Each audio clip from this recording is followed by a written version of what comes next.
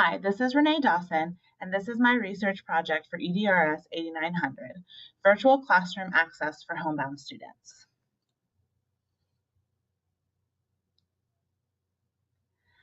I decided to research virtual classroom access for homebound students because I have been working with homebound students for several years now and work with several teachers who also serve students.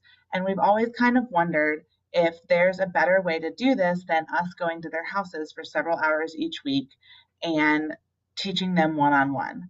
We wonder if they miss the interaction they have in their classrooms with their peers and their teachers and miss out on the experience of being in school. There's a lot of students in the school system, a lot more than you may realize, that need these services from teachers. With the increases in medical technology recently, and hopefully in the future, more medically fragile students are living longer and are able to attend school.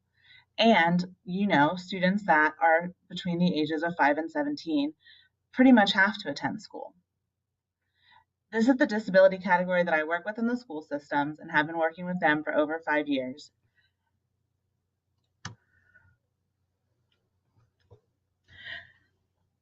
Students with chronic illnesses and terminal illnesses are the students I focused on my literature review and in the study. Students with chronic illnesses have things such as cerebral palsy, spina bifida, asthma, diabetes, and other various health disorders. Students with terminal illnesses have cancers, muscular dystrophies, spinal muscular atrophies, cystic fibrosis, and other disorders. Over 1 million children school-aged are hospitalized each year in the United States, which means that there are lots and lots of kids missing lots and lots of days of school for hospitalizations due to sickness or surgery. My research was a quantitative survey, and the survey was 2 different parts. The first part focused on perceptions on the use and training for hospital homebound teachers. The second part focused on perceptions of use and training for video conferencing. They were taken from 2 separate dissertations, and I combined them into one survey. I had 3 research questions for this project. I wanted to find out how the teachers that are working with these students perceive the instruction the students are getting in their home setting. I also wanted to see if these teachers that are working with the homebound students had the necessary training in order to serve them in their home. And then lastly, I wanted to find out if virtual classroom access is a viable option for these students. The survey was sent via email to 50 teachers in Georgia and California through the mailing list I have for the Georgia Teachers for Students with Orthopedic Impairments Consortium, of which I am the co-chair. 20 teachers responded to the survey, and 18 had experience with hospital homebound students and were able to complete the entire survey.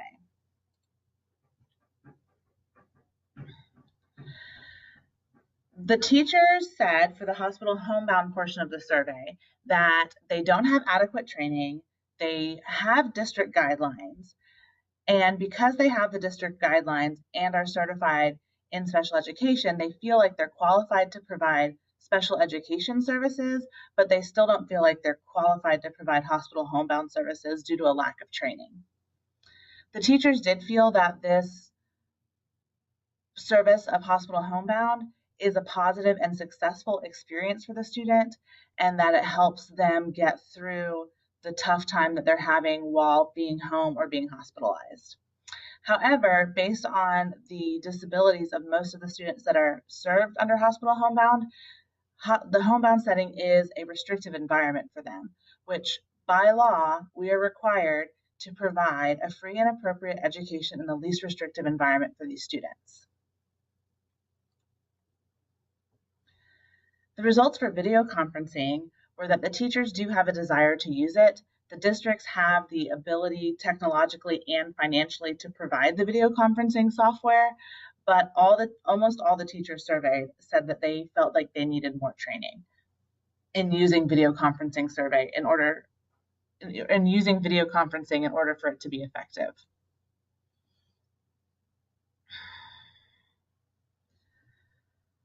In the future, I would like to see a study on the use of video conferencing with these students. I found one or two case studies, but I'm hoping to see more. The significance of the study is that it raises awareness for these students and the teachers that work with them. Because there's such a small population of these students in all the school districts, a lot of times many teachers don't know they exist. And when they have one of these students in their classroom or on their caseload, it is sometimes difficult because they're unfamiliar with their needs. This study is also significant because it shows us the importance of teacher preparation programs that need to include training on providing homebound services. However, the use of video conferencing could help fill this gap. If we were able to have students video conference into their classrooms, then the counties wouldn't have to provide teachers to go out to their homes and provide services for several hours per week, which could in fact save districts thousands of dollars every school year. Video conferencing could help the homebound student participate in their classroom environment, be with their peers, be with their teachers, have the experience of switching classes that you have in high school, be able to participate in field trips virtually.